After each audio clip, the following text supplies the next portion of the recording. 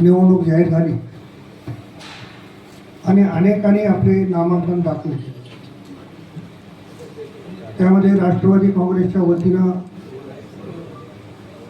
राष्ट्रवादी काँग्रेसचे प्रदेशाचे सरचिटणीस प्रवीण पाटील चिखलीकर यांचाही अर्ज दाखल झाला आणि त्यानंतर आमची राष्ट्रवादी काँग्रेसची एक बैठक जिल्ह्यातील सर्वांची झाली. राष्ट्रवादी काँग्रेसला ही जागा सुटली पाहिजे अशी विनंती आम्ही केली आणि त्यावेळेसही आपल्याशी जेव्हा आम्ही वार्तालाप केला तेव्हा हेच सांगितलं की पक्षश्रेष्ठी जो आदेश देईल तो आदेश आम्हाला मान्य राहील, परंतु राष्ट्रवादी काँग्रेसला ही जागा सुटली पाहिजे आमची मागणी आहे.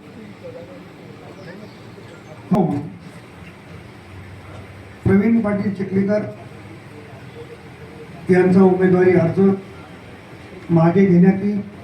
काँग्रेसचे आमचे 84 सदस्य आहेत, त्याशिवाय जे काही आमचे संबंध असतील काही अपक्ष आहेत ते सगळी मंडळी आम्ही एकत्रितपणानं अमरनाथ राजूरकर यांच्या पाठीशी आहोत.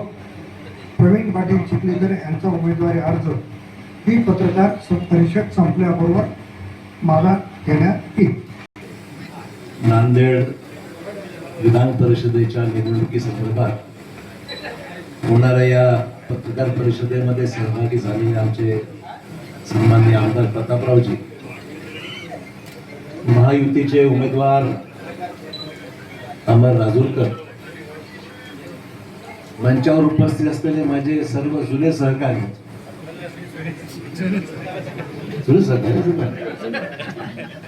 आणि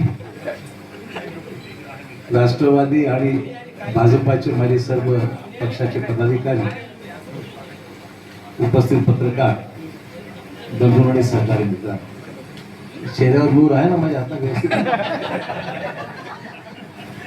असं आहे की आजची पत्रकार परिषद बोलवल्याबद्दल मी प्रतापरावजींचे मनपूर्वक अभिनंदन करतो, मी आभारी मानतो की या निवडणुकीमध्ये महायुती राज्यामध्ये विजयी झाली पाहिजे हीच भूमिका आम्हा तिन्ही पक्षाच्या वरिष्ठ नेत्यांची, सन्माननीय मुख्यमंत्री देवेंद्रजी फडणवीस, सन्माननीय उपमुख्यमंत्री एकनाथजी शिंदे आणि सन्माननीय उपमुख्यमंत्री आमच्या पवारताई, तिघांनी संयुक्तपणे महाराष्ट्रामध्ये पत्रकार परिषद घेऊन ही भूमिका स्पष्ट केलेली आहे.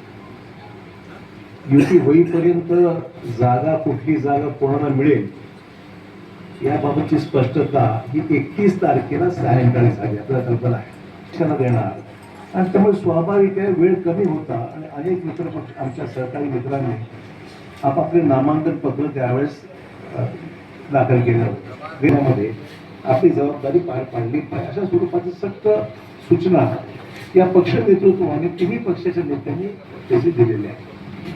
त्यानुसार अमर राजूरकर हे महायुतीचे उमेदवार आणि पहिल्यापासून हीच भूमिका घेतली होती की अमर राजूरकर महायुतीचे उमेदवार म्हणूनच या ठिकाणी राहणार आहे.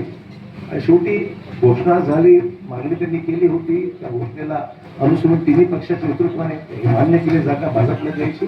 ठीक आहे, मागणी करणं काही चुकीचं नाहीये. केवळ नांदेडच नाही, जागा फक्त होणार नाही ही दक्षता आम्ही घेणार आहोत आणि म्हणून आपण पाहिलं कालपासून तिन्ही पक्षाच्या नेत्यांनी प्रत्येक जिल्ह्यामध्ये हा प्रयत्न केलेला आहे की त्या ठिकाणची परिस्थिती उमेदवाराला कशी पोषक करता येईल, अनुकूल कशी करता येईल अशा प्रकारचा प्रयत्न हा वरिष्ठ पातळीवर झालेला आहे. त्याच्या अगोदर सुद्धा आम्ही एकाच पक्षात होतो, त्यामुळे तसा काही विषय नाहीये. आणि मला वाटतं की कुठले विषय हे डायलॉग मधून सुटू शकतात ही भूमिका